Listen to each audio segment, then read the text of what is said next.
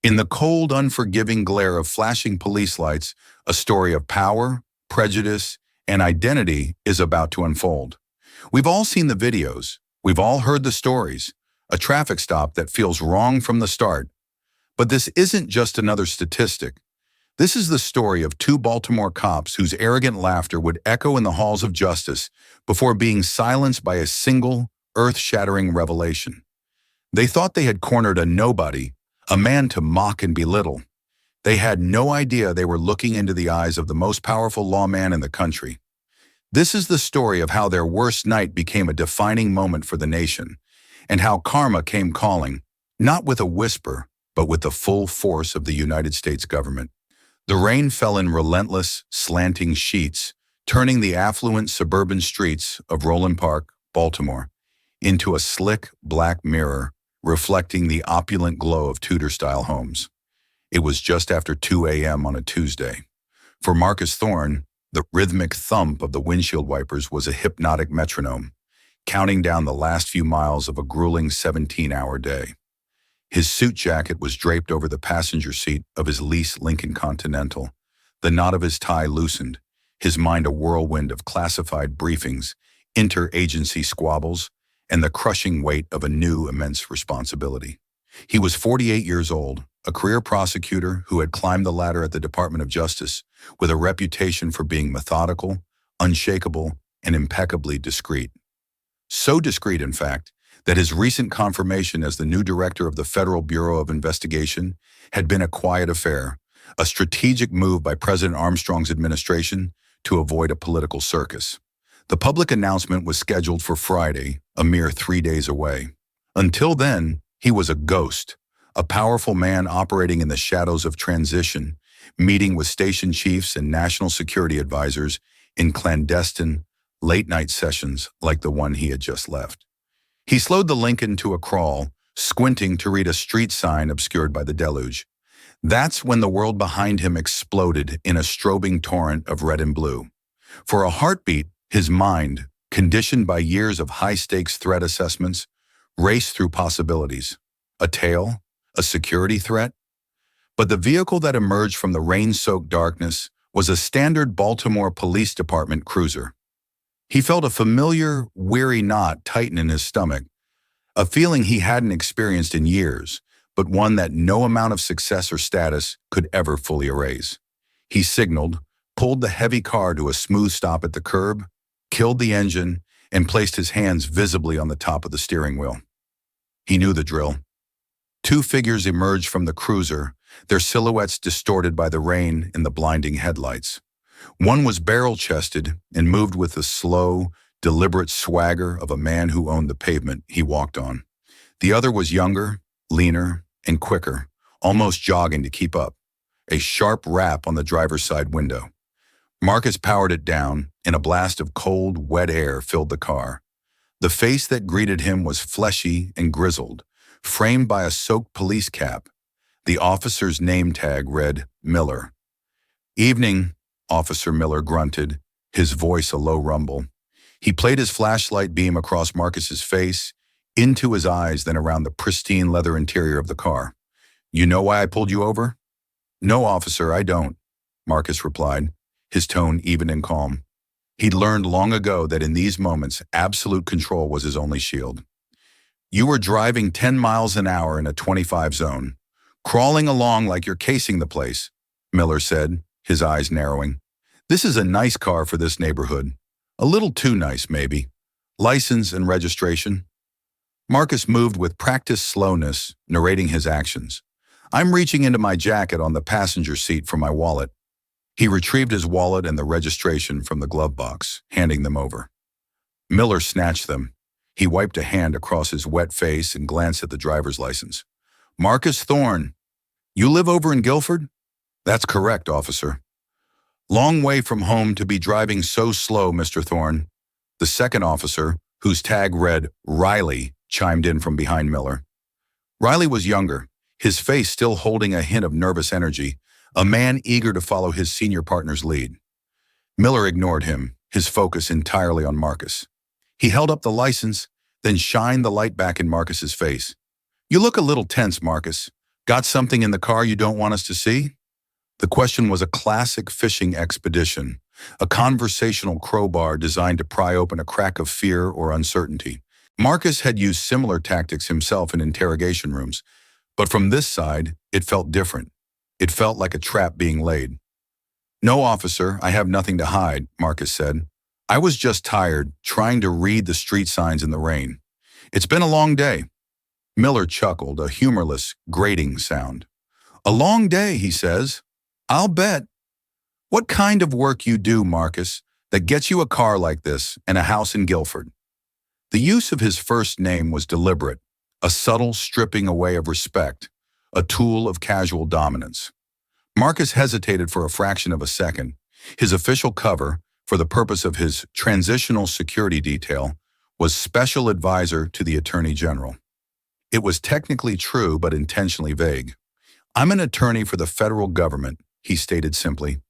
This drew a full-throated laugh from Miller.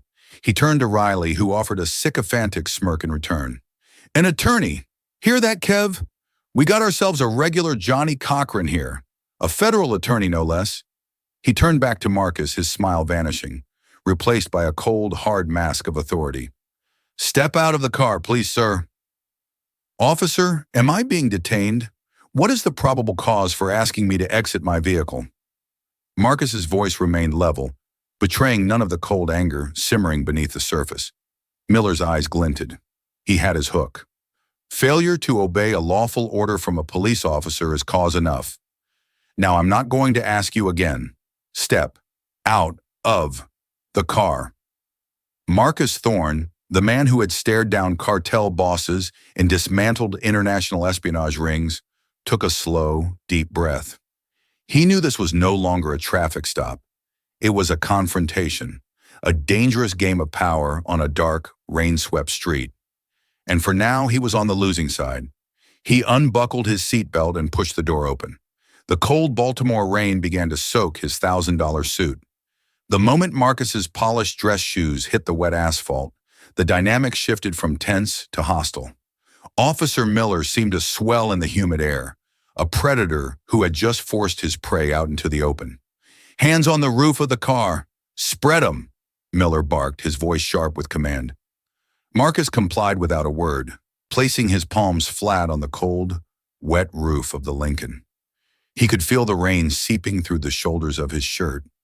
He stared at his own distorted reflection in the rain-beaded paint, his face illuminated by the relentless strobing of the police lights.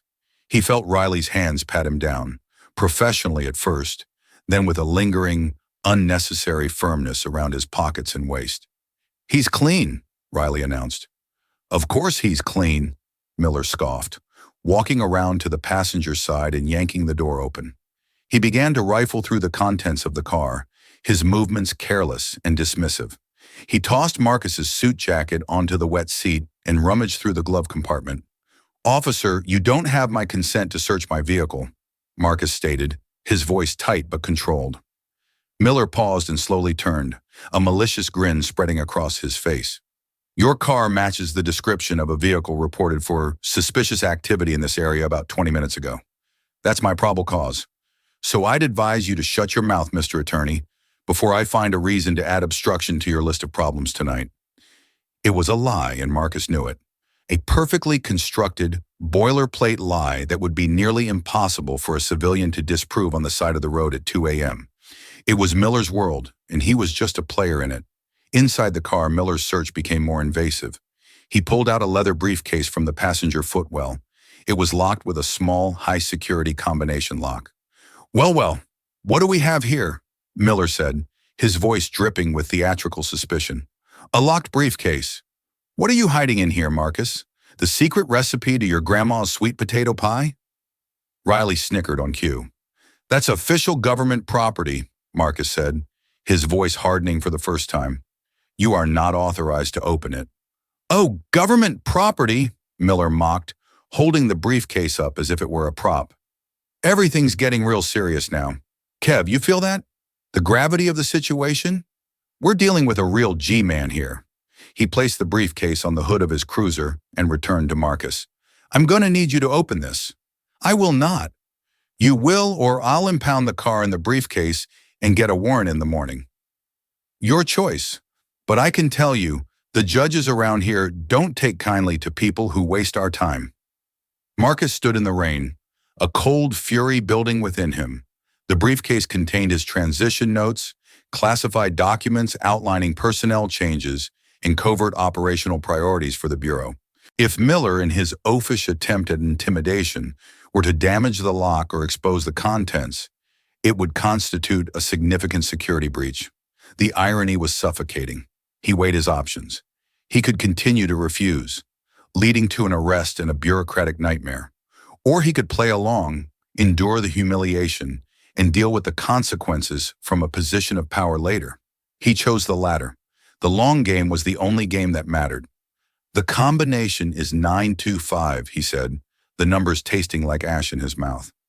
With a triumphant smirk, Miller opened the briefcase.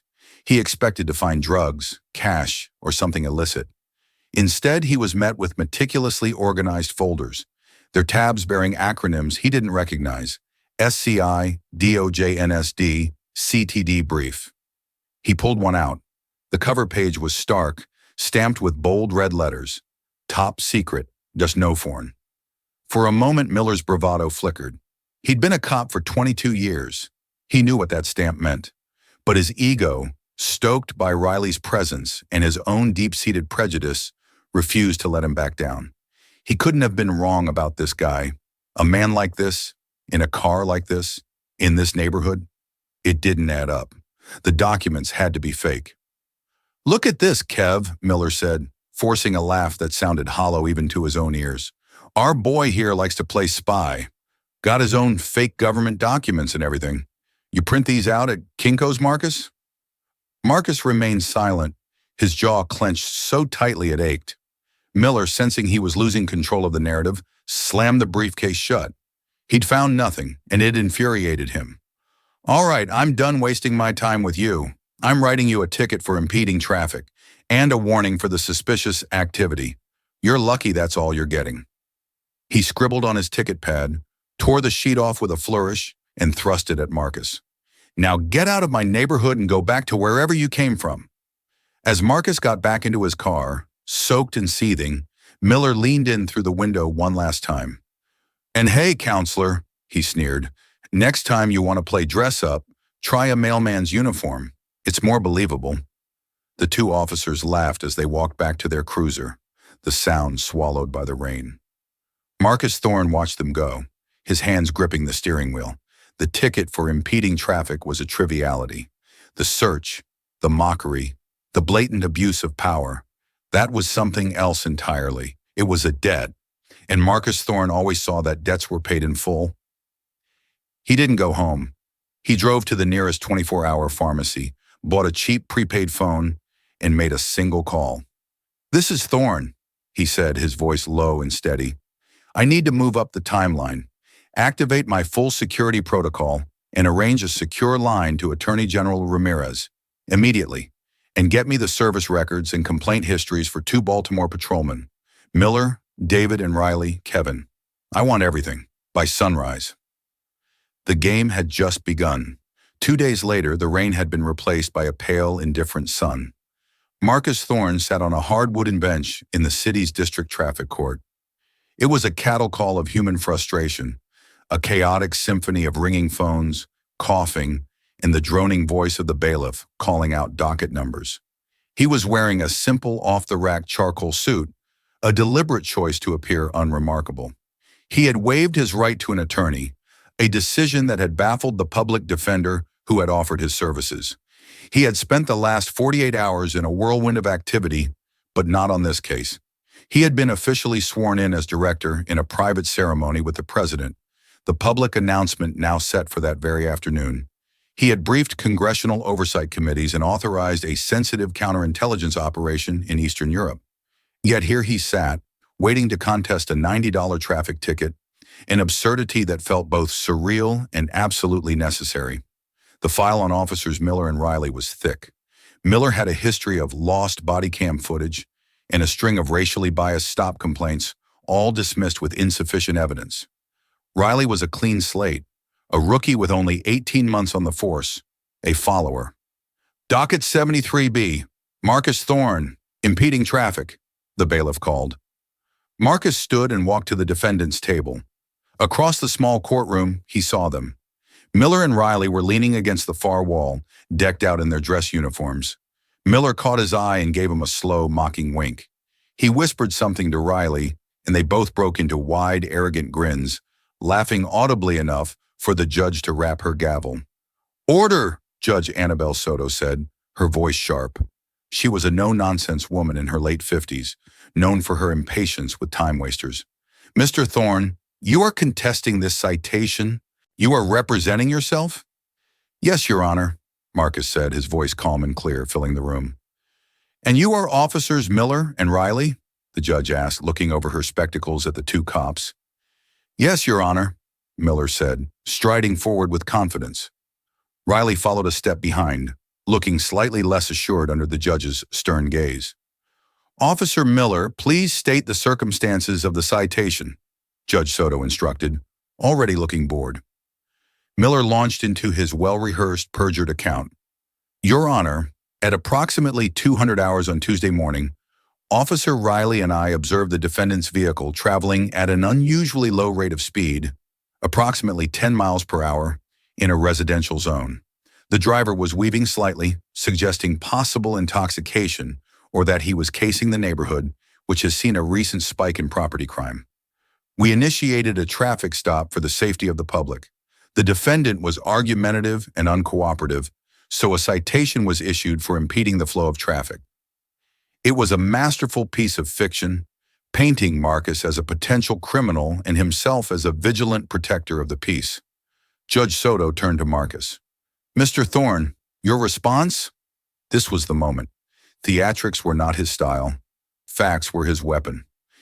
"Your Honor," Marcus began, his voice steady, "my response is that Officer Miller's testimony is not only inaccurate, but constitutes a deliberate falsehood under oath, and his conduct during the stop, along with Officer Riley's, was not a legitimate exercise of police authority, but a gross and prejudicial abuse of it." A murmur went through the small gallery. Miller's face flushed with anger. Riley shifted his weight, his eyes darting between Marcus and the judge. "Those are very serious allegations, Mr. Thorne," Judge Soto said, her eyebrows raised. "Do you have any evidence to support them? A witness? A video recording?"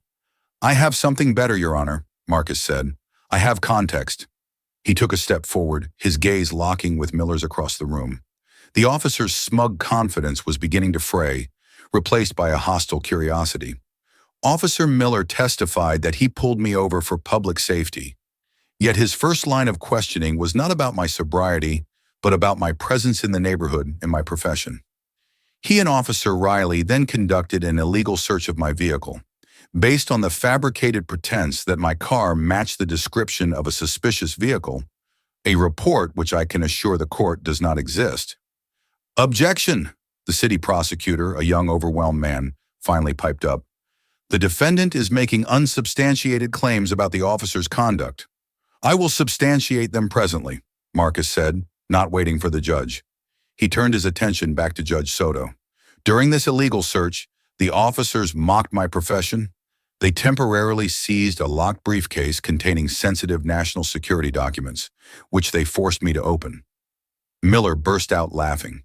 It was a loud, derisive bark that echoed in the courtroom. "National security documents. Your Honor, this is ridiculous. This guy is a joke. He claimed to be a federal attorney, and now he's claiming he's James Bond. He's wasting everyone's time." Riley joined in with a nervous titter, the laughter of a man following his partner's lead, even as a knot of dread began to form in his own stomach.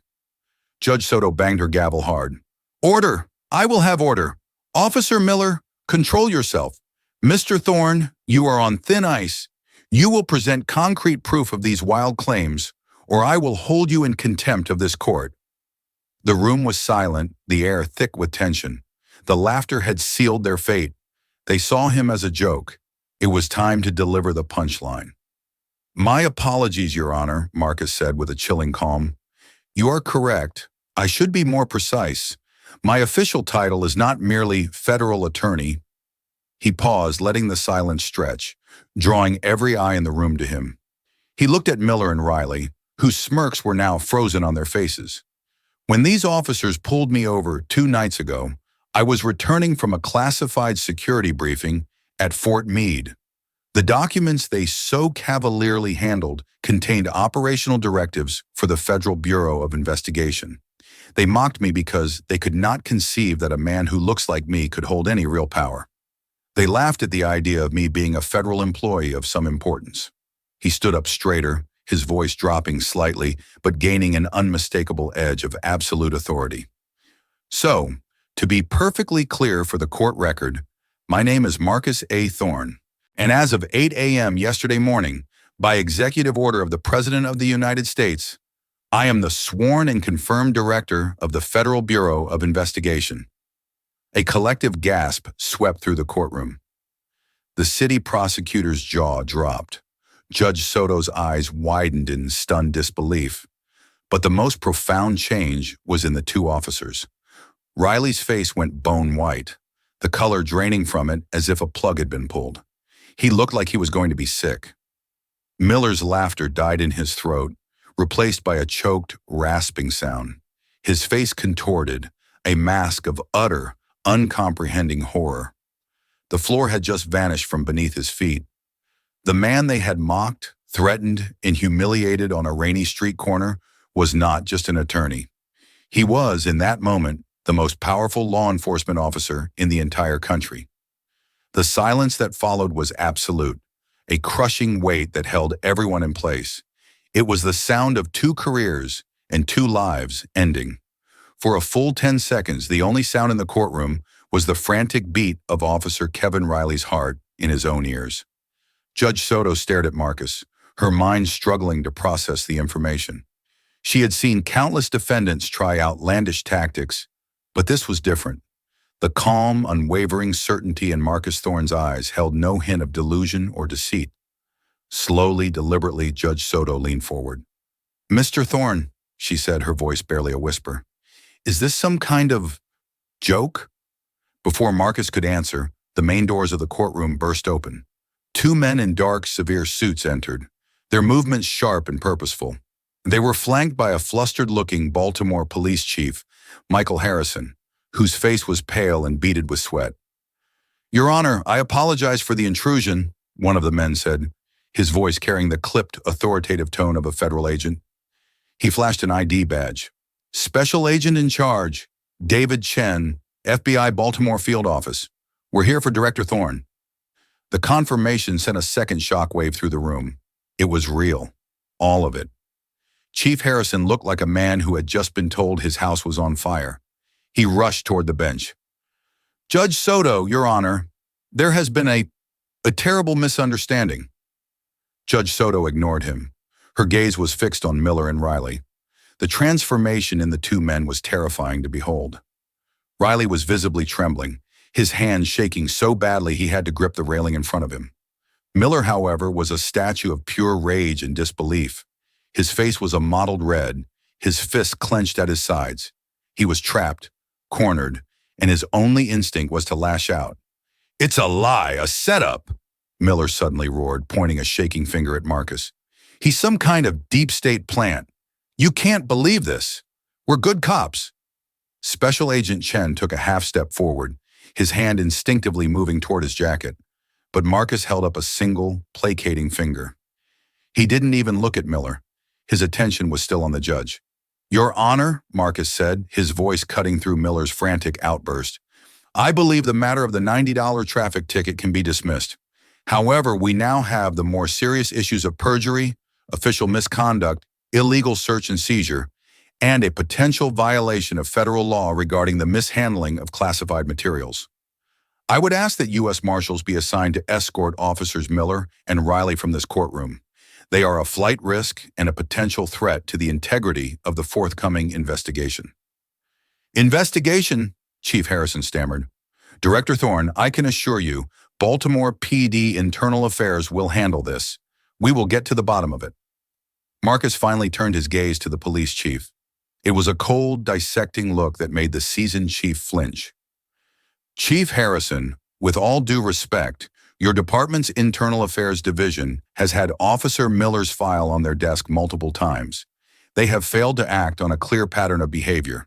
Therefore, they have forfeited the privilege of investigating this matter. This will be handled by the Department of Justice's Civil Rights Division, effective immediately. He then looked at Miller and Riley. Officers Miller and Riley, you are hereby instructed to surrender your service weapons and badges to your chief. Riley fumbled at his belt with palsied hands, his badge clattering to the floor as he tried to unclip it. He looked utterly broken. Miller did not move. He just stared at Marcus, his chest heaving, his face a mask of hate. You think you can just come in here and do this? He hissed. I'm not doing anything, Marcus replied, his voice devoid of emotion. I am merely holding up a mirror. Everything that happens now is a reflection of your own actions. Two U.S. Marshals, who had entered discreetly behind the FBI agents, stepped forward. They moved with an unnerving quietness. One placed a firm hand on Miller's shoulder. The contact seemed to shatter Miller's paralysis. With a guttural scream of rage, he tried to shove the marshal away. It was a futile effort. In seconds, both Miller and Riley were professionally, forcefully restrained. The sound of handcuffs clicking shut was deafeningly loud in the stunned silence of the courtroom. As they were led away, Miller was still shouting, a torrent of curses and threats, his tough guy facade crumbling into a pathetic display of impotent fury. Riley was silent, his head bowed in shame, tears streaming down his face. His career, his reputation, his entire life had been detonated by 20 minutes of casual cruelty on a rainy night. Marcus Thorne stood at the defendant's table, watching them go. He felt no triumph, no satisfaction, only a profound and heavy sense of purpose. He walked over to the prosecutor's table and placed the ticket Miller had written him on its surface. For the record, he said, his voice just loud enough for the judge and the court stenographer to hear. The citation was for impeding traffic, but I was not the one standing in the way of progress. The system was. He then turned and walked out of the courtroom, flanked by his security detail, leaving behind a scene of utter chaos and the beginning of a story that would soon grip the entire nation. The news hit the media like a lightning strike. New FBI director caught in BPD profiling scandal on eve of announcement. It was the lead story on every major network by lunchtime. The official White House press conference, intended to be a celebratory introduction of Marcus Thorne, was transformed into a crisis management session. Marcus himself was a phantom. He made no public statement, refused all interviews, and retreated behind the imposing walls of the J. Edgar Hoover building. He was not interested in becoming a media martyr or a symbol. He was interested in wielding the vast power he now commanded. His first official act as director was not to fire anyone, but to request a meeting with Attorney General Hector Ramirez. The AG, a sharp, politically savvy man who had championed Marcus for the director position, found him not in the sprawling director's office, but in a small, sterile conference room, a stack of files in front of him. This is a political nightmare, Marcus, Ramirez said, forgoing any pleasantries. The president is livid. The BPD union is already screaming about a witch hunt. We need to control this narrative. The narrative is the least of my concerns, Marcus replied, pushing a file across the table. It was Miller's jacket. This is 14 civilian complaints in 10 years, 7 for excessive force, 5 for racial profiling, 2 for illegal searches, all of them closed. No disciplinary action beyond a verbal warning in 2018. He pushed a second file over. This is the demographic breakdown of Officer Miller's traffic stops for the last 3 years. 92% were issued to African American and Hispanic drivers, despite the fact his patrol zones are, on average, 60% white. This isn't a narrative, Hector. It's a mathematical certainty. The man uses his badge as a weapon against people of color. Ramirez sighed, rubbing his temples. I don't disagree, but a full DOJ investigation, it's a declaration of war on the Baltimore Police Department. It's a declaration of principle, Marcus corrected him. I didn't ask for this fight. Officer Miller brought it to my doorstep. He and Officer Riley weren't just unprofessional. They were a symptom of a disease. If I let this go, if I accept a quiet apology from the chief and allow them to quietly fire these two men, then what message does that send? That the system only works for you if you happen to be the director of the FBI? No. The system has to work for everyone, or it works for no one. The Attorney General was silent for a long moment. He saw the iron resolve in Marcus's eyes. This wasn't about revenge. It was about a mandate. "What do you need?" Ramirez finally asked. "A lead prosecutor from the Civil Rights Division with an appetite for a fight. Full subpoena power. And I want access to Baltimore PD's unedited body camera servers. All of them.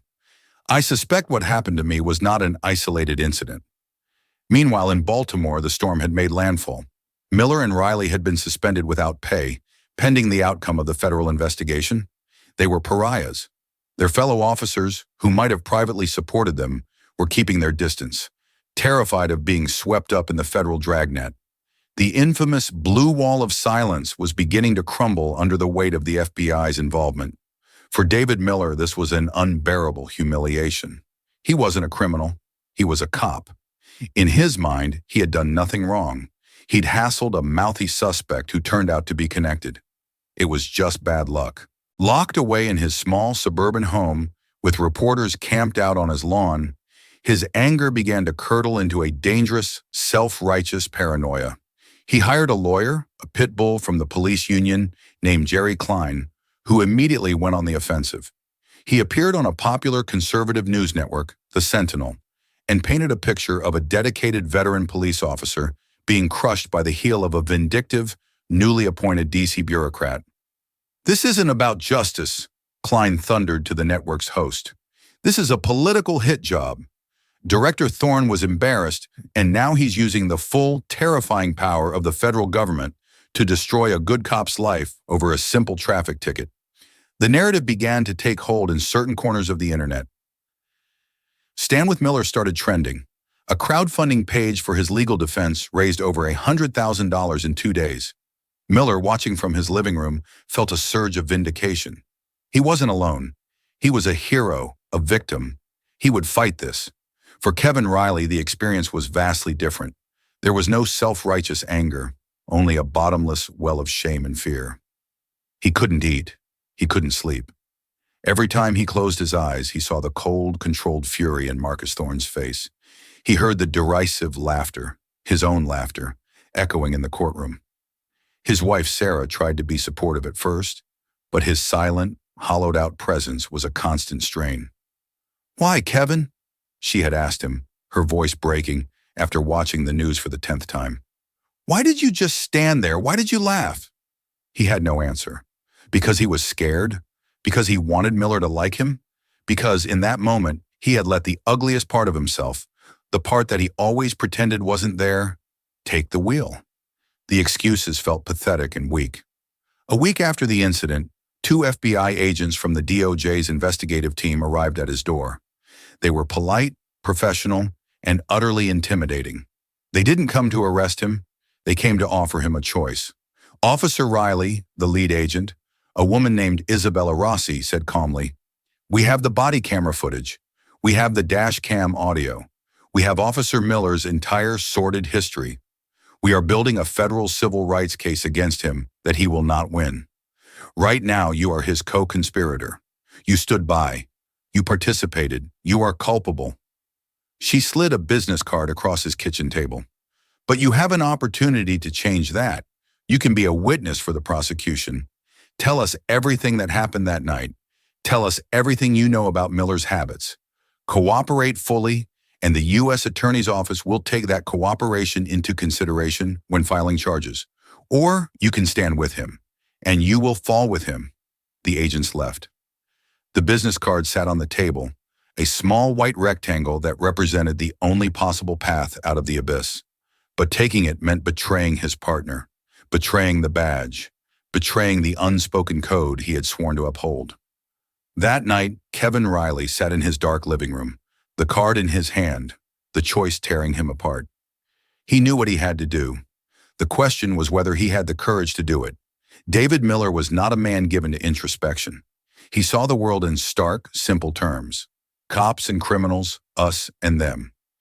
In his narrative, he was the hero, and the forces arrayed against him were the villains. Fueled by the support from online trolls and the combative rhetoric of his lawyer, He decided to double down. His strategy was to discredit the director himself. With the help of a sympathetic retired detective, he started digging into Marcus Thorne's past, looking for any dirt he could find.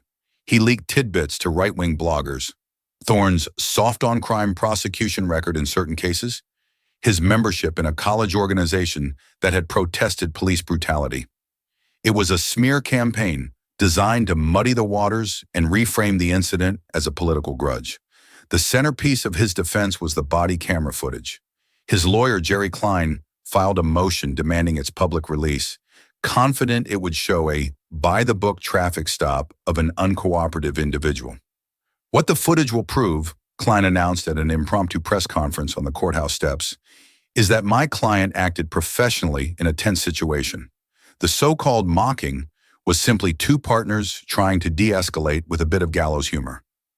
This was a colossal gamble, but Miller was certain it would pay off. He remembered the stop clearly, in his own filtered way.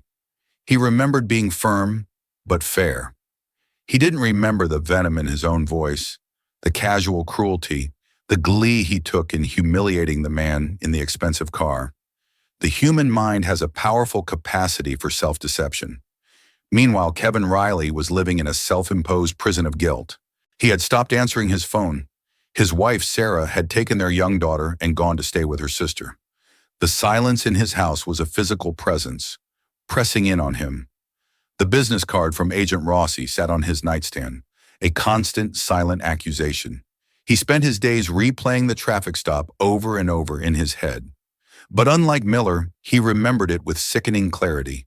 He remembered the rain, the way Thorne had remained unnaturally calm, the sneer on Miller's face, and his own stupid, nervous laughter. He had stood there and done nothing. Worse, he had participated. He had validated his partner's ugliness with his own silence and compliance. The breaking point came on a Thursday afternoon. He was watching the news when Jerry Klein came on, defending Miller. Officer Riley stands 100% behind his partner, Klein declared confidently. He will testify that this was a legitimate stop and that Director Thorne is exaggerating the events for political gain. Hearing his name used to prop up Miller's lies made something inside Riley snap. He felt a surge of nausea. He was being made into an accomplice in a lie that was being broadcast to the entire country. He was being erased, his own perspective, his own guilt, completely ignored. He picked up the phone and dialed the number on Rossi's card. "Agent Rossi," he said, his voice hoarse. "This is Kevin Riley. I need to talk to you. I'll tell you everything." The meeting took place in a bland, anonymous office building downtown. For 3 hours, with a federal prosecutor present, Riley recounted every detail of the stop. He didn't spare himself. He talked about the culture in the precinct, how senior officers like Miller were seen as untouchable, how rookies were expected to fall in line. He confessed that he knew the stop was pretextual from the moment Miller hit the lights. "Why did he pull him over?" Agent Rossi asked, her voice neutral. Riley stared at his hands. "Because he was a black man in a nice car in a rich neighborhood, and Dave didn't think he belonged there. That's it. That's the whole reason." He then gave them something they didn't have. After the stop, back in the cruiser, Miller had been gloating. And Miller, ever the narcissist, had a habit of leaving his body camera running to capture his war stories. The official BPD server automatically stopped uploads after a certain period post-incident, but the raw data often remained on the device's internal memory card for a few hours before being overwritten. The DOJ had impounded the camera, but hadn't yet done a deep-level forensic dive. Riley's testimony gave them the probable cause to do it. "He laughed about it," Riley recounted, his voice thick with shame. "See how you handle guys like that, Kev," he said. "You gotta let him know who's in charge. Make him feel small." He was proud of it. When the interview was over, Riley felt hollowed out, but also strangely light. He had finally told the truth. He had no idea what would happen to him. He would likely still face charges, lose his job, his pension, but he had severed himself from Miller's lie. The DOJ forensics team, acting on Riley's tip, retrieved the extended footage from Miller's camera. It was everything Riley had said and more. It was the smoking gun. Back in Washington, Marcus Thorne was briefed on the development. He listened intently as the prosecutor detailed Riley's confession and the existence of the damning after-action audio. Miller's lawyer is still demanding the release of the footage, the prosecutor noted. He thinks it's his ace in the hole. A rare, grim smile touched Marcus Thorne's lips. Then we will give it to him. We will give it to the world. Let him have his public hearing. Let everyone see the unedited, unvarnished truth of what men like him do when they think no one is watching. The stage was set for the final act. David Miller, champion of the common cop, was about to be devoured by his own hubris, live and in high definition. The federal courtroom was packed. This wasn't a trial, but a preliminary hearing on the DOJ's civil rights case against Officer David Miller. The media was there in force, drawn by the explosive combination of race, power, and policing. Miller sat at the defense table, looking confident. He had become a minor celebrity in the right-wing media ecosystem, a symbol of the persecuted cop. He believed his own hype. He was going to win. Kevin Riley was not in the courtroom. He was in a secure witness room waiting. His plea deal had been finalized. He would plead guilty to a misdemeanor charge of official misconduct and resign from the force. And in exchange for his full and truthful testimony, he would avoid federal prison time. His life as a police officer was over, but he had a chance to build a new one. The DOJ's lead prosecutor, a formidable woman named Alana Washington, stood to address the court. Your Honor, the defense has repeatedly demanded the public release of the body camera footage from the night in question, claiming it will exonerate Mr. Miller. The government agrees. We believe the public has a right to see the events as they transpired. Jerry Klein, Miller's lawyer, beamed. He had won. He had forced the government's hand. We will play two pieces of footage, Washington continued. First, the dash cam footage from Officer Miller's vehicle, which provides a wide view of the entire stop. Second, the full, unedited recording from Officer Miller's own body-worn camera, including the audio recorded in his vehicle immediately following his interaction with Director Thorne. At the mention of the extended audio, a flicker of uncertainty crossed Miller's face. He glanced at his lawyer, who gave him a reassuring nod, though Klein himself felt a sudden pang of anxiety. The courtroom lights dimmed, and the large screen on the wall came to life. The dash cam footage played first. It showed the Lincoln pulling over smoothly, Marcus Thorne exiting the car as instructed, his hands always visible, his posture non-threatening. It completely contradicted Miller's initial report of an uncooperative and argumentative suspect. Then came the body cam footage. The audio was crystal clear. The courtroom heard Miller's condescending tone, his baseless accusations. They heard him use Marcus's first name with casual disrespect. They heard the lie about the car matching a description of a suspicious vehicle. They heard the forced entry into the briefcase. And they heard the laughter, the arrogant, dismissive laughter from both Miller and Riley. The air in the courtroom grew heavy and cold. The reporters scribbled furiously. Miller's confident smirk had vanished, replaced by a pallid, sweaty sheen. Then came the final, damning piece. The footage shifted to the inside of the police cruiser after they had driven away. Miller was behind the wheel, a triumphant look on his face. "See how you handle guys like that, Kev?" His voice boomed through the courtroom speakers, filled with smug satisfaction. "You gotta let him know who's in charge. Make him feel small. That little speech he gave about being a federal attorney? Pathetic. I almost locked him up just for the fun of it. He'll think twice next time he drives through my neighborhood looking like that." The camera then caught Riley's reflection in the passenger window. He was silent, staring out at the rain, his expression uneasy even then. "You seem quiet," Miller's voice said. "Don't go soft on me, kid. That's how we keep these streets clean. We put the fear of God in them." When the screen went black, the silence in the courtroom was absolute. It was a silence of total condemnation. In his own words on his own camera, David Miller had confessed to everything. He had admitted his motive was not public safety, but intimidation. He had admitted his actions were designed to make him feel small. He had laid bare the ugly, racist truth of the encounter. Jerry Klein sat stunned, his face ashen. His client hadn't just given the prosecution a smoking gun. He had handed them a fully loaded cannon. His entire defense, his entire public narrative, had been obliterated in 90 seconds of tape. Miller was staring at the blank screen, his mouth slightly agape. He looked like a man who had just watched his own execution. The hero of the persecuted had been exposed as a common bully and a perjurer. Alana Washington let the silence hang in the air for a dramatic beat before speaking. "The evidence," she said simply, "speaks for itself." The hearing was a formality after that. The judge found overwhelming probable cause to proceed with the federal charges. As Miller was led out of the courtroom, no longer swaggering but shuffling, he was met not by supporters, but by a wall of cameras and reporters shouting questions. "Did you lie, officer? Was the stop racially motivated? Do you have a comment on your own words?" He looked broken, a man drowning in the consequences of his own hatred. The karma was not mystical or instantaneous. It was methodical, grinding, and absolute. David Miller was convicted on 2 federal counts: deprivation of rights under color of law and obstruction of justice. He was sentenced to 36 months in federal prison. He lost his job, his pension, his reputation, and the respect of his family. He went from being the enforcer to being the inmate, a fate he had callously imposed on so many others. Kevin Riley served 6 months of probation and performed 500 hours of community service. He and his wife reconciled, and he found work as a dispatcher in a neighboring state, his life forever marked by his moment of moral failure, but also by his ultimate decision to tell the truth. Marcus Thorne never spoke publicly about the incident again. He didn't need to. His actions had spoken for him.